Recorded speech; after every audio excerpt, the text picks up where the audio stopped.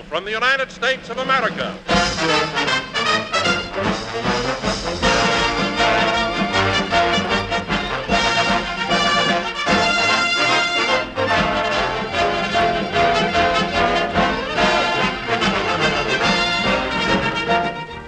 Stand by, Americans. Stand by, servicemen and women of the United Nations. Here's Mail Call.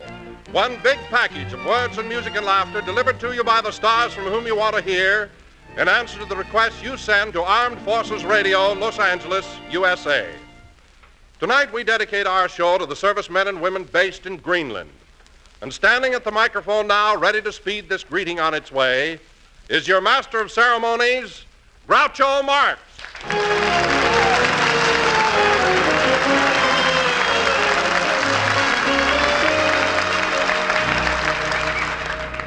Thank you, fat boy. It's a pleasure to be on a show dedicated to the men stationed in Greenland. As a matter of fact, it's a pleasure to appear for soldiers all over. I'm an old Army man myself. My draft board's calling me as soon as they need an old Army. But right now, our mail call letter calls for a paragraph from that great singing group, the Williams Brothers.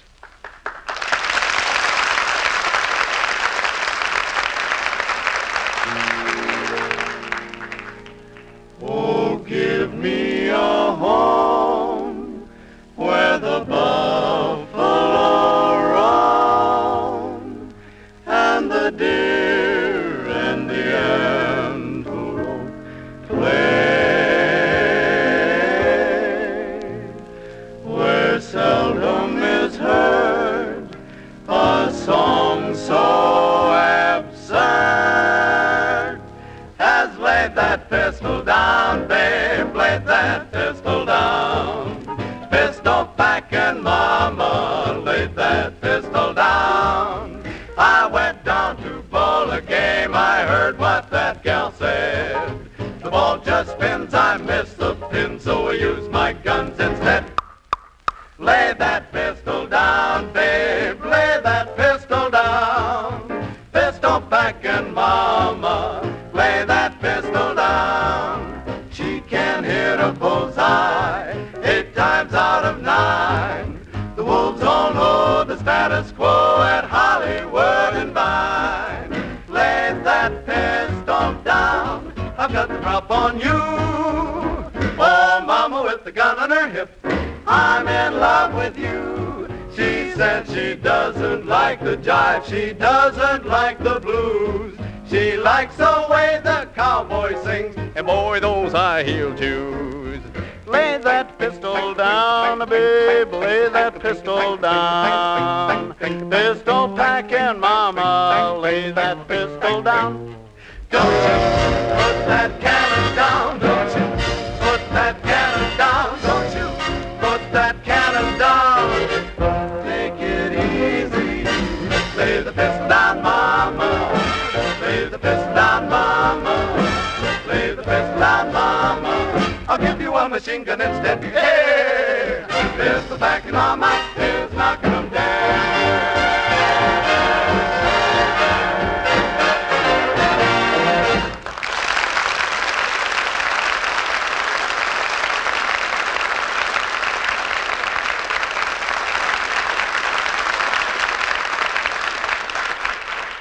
Thank you. That was the Williams Brothers, not to be confused with that other famous vocal group, the Marx Brothers. Groucho, Harpo, Chico, and Soprano. My brother Soprano is a great singer. He's got a voice like a bird and eats like a canary. He has to. We keep him in a cage. And now to answer a request from a bunch of GIs who are bivouacked in Scotland. They want to hear from a Scotch lass they remember well from the States. So here she is, Miss Ella Logan.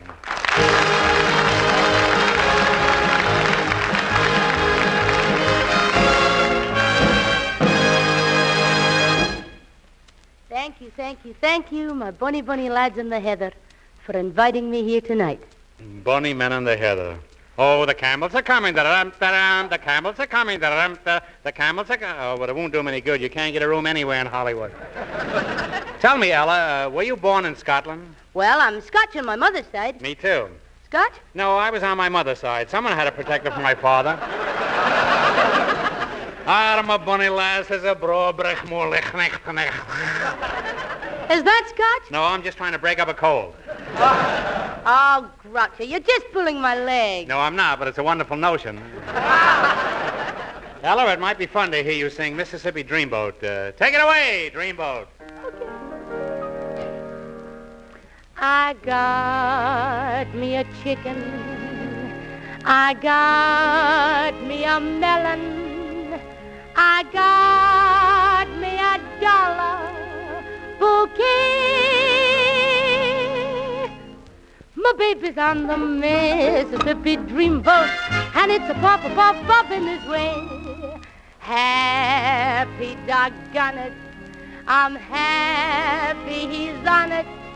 And my, what a wonderful sight. My baby's on the Mississippi Dreamboat, third from the left and fourth from the right.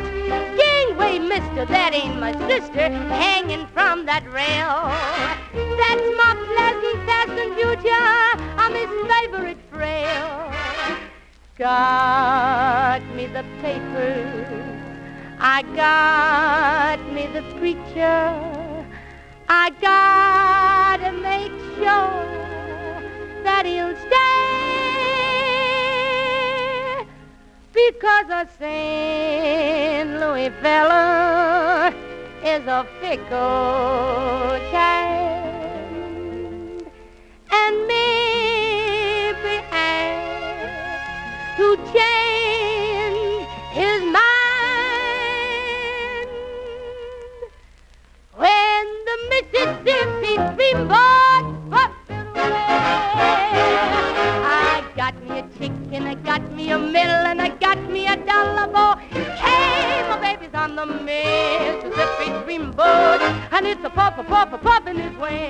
Happy doggone it, I'm happy he's on it, and my, what a wonderful sight. My baby's on the Mississippi Dreamboat, third from the left and fourth from the right. Gangway, mister, that ain't my sister, hanging from that rail. That's my present passenger, I'm his favorite frail. Got me the papers, I got me the preacher, I gotta make sure that he'll stay, because a St. Louis fella is a fickle kind, and maybe I to change his mind. When the Mississippi Dreamboat buffed away, Mississippi Dreamboat buffed away.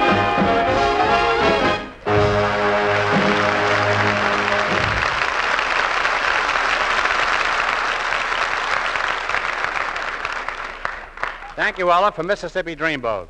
You know, I used to take my girl out in my rowboat on the Mississippi. Ah, those were the times we used to float along in our little boat and dream and row. Dream and row. I dreamed and she rowed. One night we bumped into an old scow who turned out to be her mother. The rest is history. We got married, had a large family, and to this day she paddles the children. And now, men, I'd like you all to meet radio's mayor of the town and Metro-going mayor's Dr. Gillespie, Lionel Barrymore.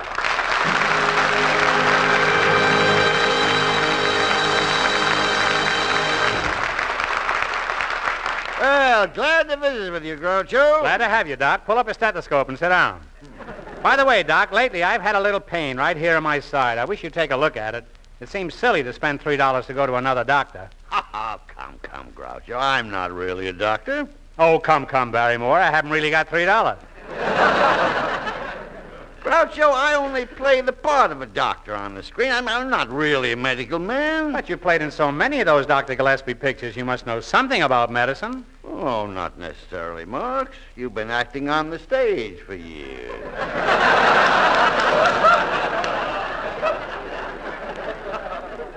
Look here, son, I want to talk to you. Now, Groucho, you can't understand.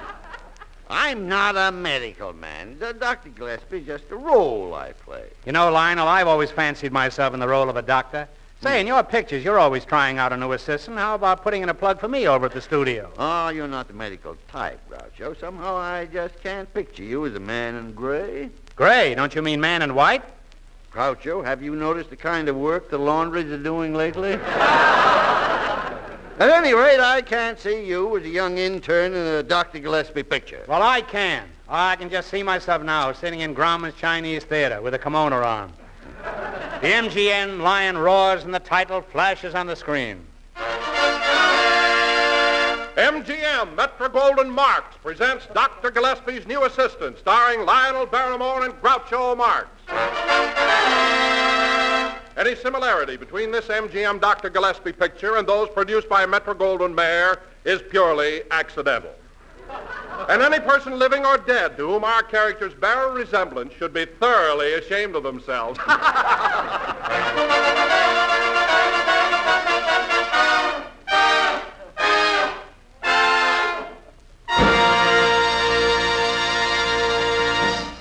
The scene is the Blair General Hospital, where we find Dr. Leonard B. Gillespie, renowned diagnostician, in pleasant conversation with the head nurse, Molly Bird.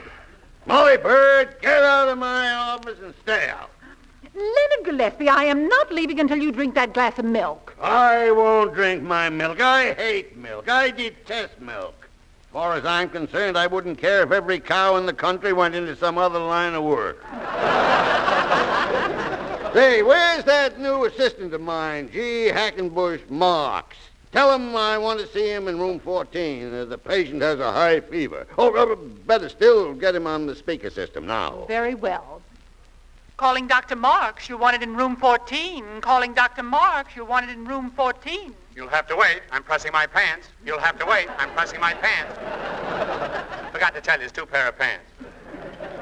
Patient has high fever and is burning up. Patient has high fever and is burning up. So are my pants. So are my pants. That is all. Hackenbush. How can that be? Come in. Oh, hello, Mark. Hello, Dr. Gillespie. Pardon my rubber glove. Rubber gloves, huh? Did you just return from surgery? No, I was just washing the dishes. There, you see, Leonard? This man's not the type to make a real doctor. But, Molly, I've been told that Marx comes from a family of great doctors. That's right. Take my Uncle Hypo, for example. What a great doctor he was. Ah, what that man contributed to the field of medicine. Well, what did your uncle contribute? Well, for one thing, he discovered a cure for which there was no disease. Just as I thought, this man's nothing but a quack. A what? A quack, quack, quack. Are you going to stick around, or do you fly south for the winter? Frankly, Marx, I think Molly Bird's right. You impress me as being a nincompoop. Just a second, Doctor. Did you call me an nincompoop? Yes, I called you a nincompoop. What about it? Nothing. How much do I owe you for the diagnosis? Hello? Dr. Gillespie speaking. Oh, just a minute. For you, Marx. Hello? Oh, is that so? Well, there's nothing I can do about it now. Sorry. Goodbye. What was it, Marx? Oh, just a little routine trouble. Patient I operated on last week. I ran out of surgical thread, so I sewed him up with some knitting wool instead. Well, what happened to him? He took a bath, the wool shrunk, and now he walks sitting down. Marx, you're mad. No, I'm not. I'm not even angry. Shall we dance? Oh. Molly, send in the next patient. I'll see what this nitwit knows about medicine. Here's the next patient, Doctor, Mr. Ferguson. Your patient, Mark. See what you can do with him. Very well. Ferguson, open your mouth and say ah. What do you see, Marx? Looks like Congress is in session. Gillespie, I think we'll have to operate. Hey, not so fast, Doc. Do you know how to operate? I think so. I operated a bus for 6 years. Now, what do you want taken out? Your appendix, your tonsils, or would you just prefer our special surprise package? Well, I don't know. What do you take out best? The nurses, but I operate differently there. All right, nurse. Get the patient ready. Just a minute, Marx. How do you know where to operate? Why, that's simple. I'll just follow this X-ray picture. You dope. That's not an X-ray picture. It's a road map. I wondered why his liver was just outside of Pomona. Oh, I'm sorry to interrupt you, Doctor, but Mrs. Faye Van McKenzie's outside, and she insists you must see her at once. I'll let Marx examine that silly Van McKenzie woman. I think she's just a hypochondriac. I don't think so, Doc. I think she just imagines she's sick. Come in, Mrs. Van McKenzie. My assistant, Dr. Marx, will look over you. Oh, Dr. Marx, are you going to look over me? If you'll bend down a bit, I'll jump over you. Dr. Gillespie, are you sure this man is a capable physician? Is he capable? Why, only a few years ago, a patient of his was hopelessly ill, or so it seemed. But he didn't give up. He struggled, used every device he could think of, stayed at the patient's bedside all night. Really? Did the patient recover? Pulled through in time to run the third race at Santa Anita. Well, let's talk about your case, madam. When did you first discover you had the flu? Oh, but I don't have the flu. I have sinus trouble. Flu. Sinus trouble. Flu. It's gotta be flu. It's gotta be flu. It's gotta be flu. I wandered around, finally found it's gotta be flu. But, Doctor. Stop me, will you? I don't know the next part, huh? Should have stopped me earlier. Doctor, why? Why does it have to be flu? Well, I've only been here a short time, and I don't know how to treat anything else. What? No, wait a minute. I know how to treat bronchitis, too. You can have your choice, bronchitis or flu. That's all I can give you. But I don't want either of them. Fuss budget. Don't you know there's a war going on? You take what you can get these days. But, Doctor, you don't understand. My limbs feel funny, and I'm shaking like a leaf. You don't need a doctor. You need a tree surgeon. Come back in the morning, and I'll prune you. I always have prunes in the morning. Marx, you're a medical moron. Oh, could be. I've already heard enough to throw you out, but I'll give you one last chance to redeem yourself. Who's the next case, nurse? It's our one incurable case, Donald G. Wilson. Oh, you've just got to do something for the poor boy. Oh, I've tried, nurse. Oh, I've tried, but I can't seem to diagnose it. I've never heard of a case like this before. Man laughing and unable to stop laughing himself to death. Doctor. Poor fellow. I don't know what to do with him. How about putting him in the audience? 3 or 4 people will get up. Find out What's that? What is causing this uncontrollable laughter? Wait a minute, Wilson. What's that bottle in your pocket? And I'm not kidding. That bottle? You mean... Yes. The one on the other side, yeah. Oh, this bottle? Yes. That's... oh, that's my cough syrup. Let me have it. Dr. Gillespie, I think I know what's tickling this man to death. Wilson, get behind that fluoroscope. This looks like an inside job. Marx, if you solve this case, you're my first assistant. Aha, just as I thought. By mistake, instead of cough syrup, this man has been drinking hair tonic. Drinking hair tonic? You mean... Yes, look here. His appendix has grown a mustache.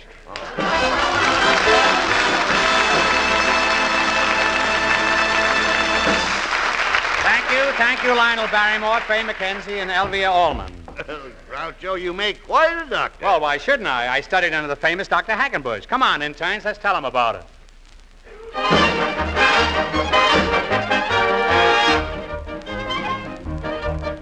So this is Dr. Hackenbush, the famous medico.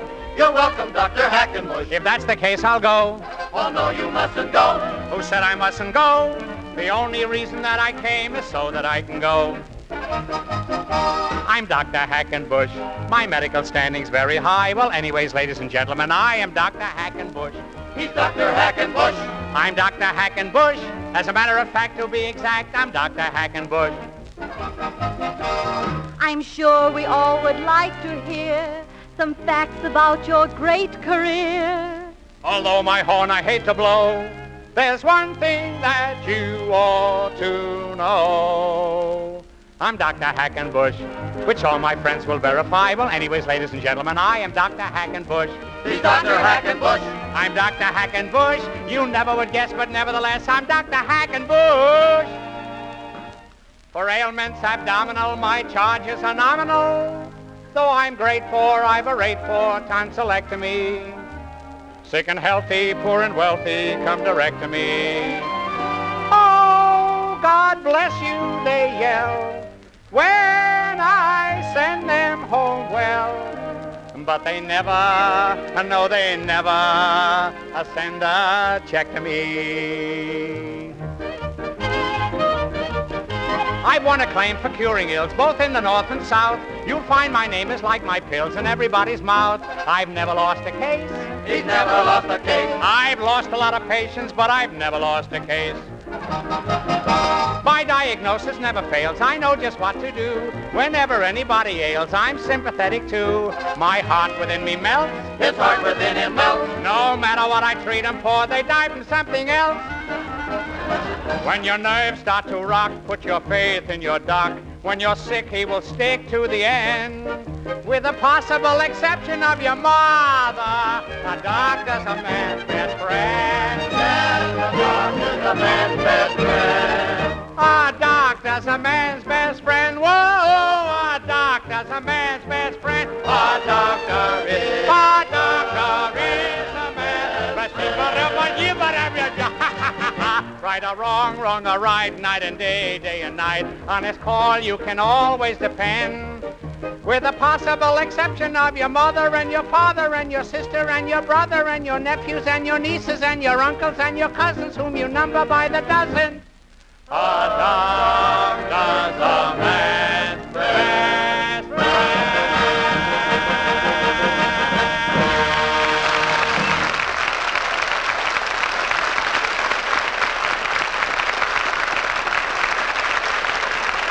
And now it's time for a song to you men in Greenland from that wee broth of a lass, Ella Logan. Ella, what do you say? Well, I think the fellas might like to hear my version of Tipperary. You took the words right out of my mouth, and in the future I'll thank you to keep your hands out of there. Thank you. It's a long way to Tipperary. It's a long way to go. It's a long, long way to Tipperary, to the sweetest man I know. Goodbye, Piccadilly, not a commando, but farewell, Leicester Square. It's a long, long way to Tipperary, but my heart lies there. It's a long, long way to Tipperary. It's a long way to go.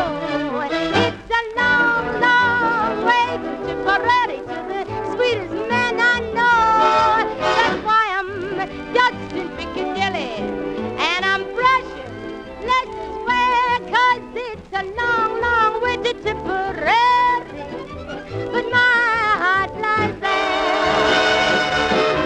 I think I'll hike the pike to Tipperary, because I got a long, long way to go. I think I'll take a long bird to Tipperary, to the sweetest man I know. Goodbye, goodbye, Piccadilly. Farewell, farewell, Leicester Square. It's a long, long way to Tipperary, but my heart lies there. And so goodbye, I guess I'll fly, 'cause it's a long, long way from here.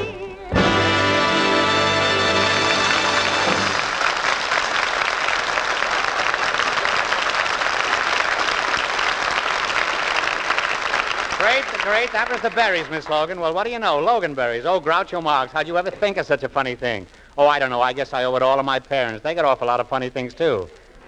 Me and my brothers, for example. When anyhow, here they are again. The Williams brothers with The Very Thought of You.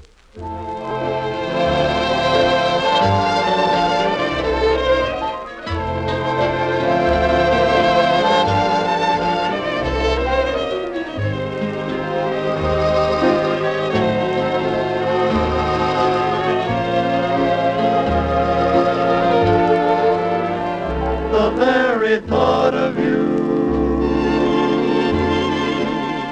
and I forget to do the little ordinary things that everyone ought to do. I'm living in a kind of daydream. I'm happy as a king. And foolish though it may seem to me, that's everything, the mere idea of you.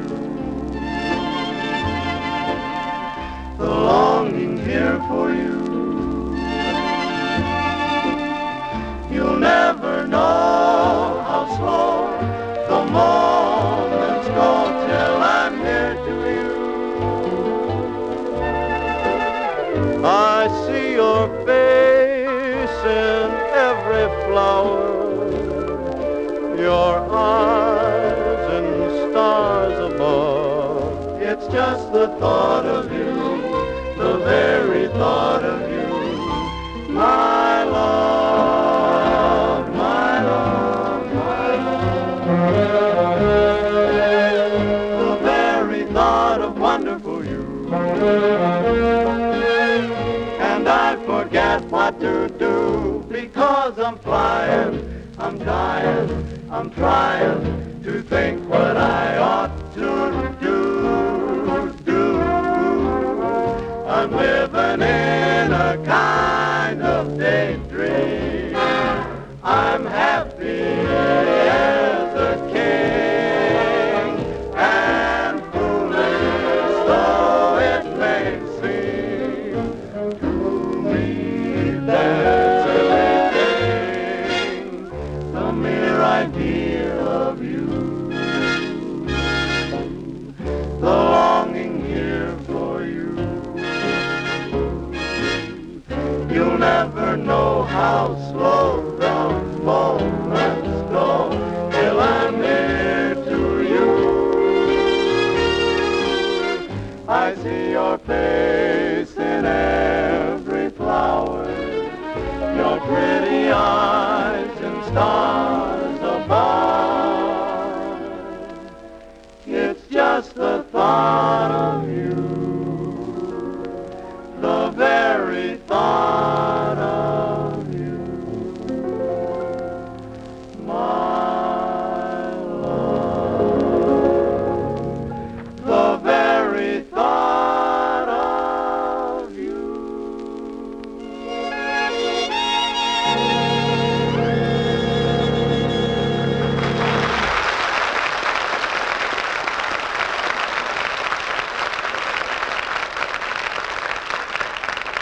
Well, the hands of Grandfather's clock are giving me the thumb.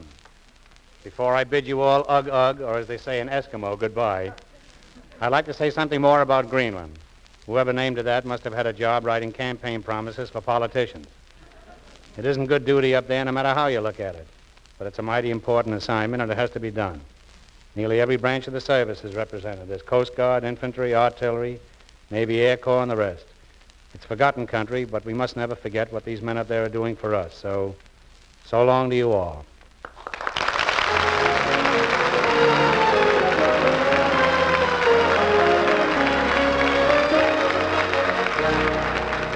Well, that's it, fellas. The end of another mail call letter. Signatures include Groucho Marx, Ella Logan, Lionel Barrymore, the Williams brothers, Fay McKenzie, Elvia Allman, and yours truly, Don Wilson. This program was arranged with the cooperation of the Hollywood Victory Committee. Another mail call will be coming your way the next time you hear... This is the Armed Forces Radio Service.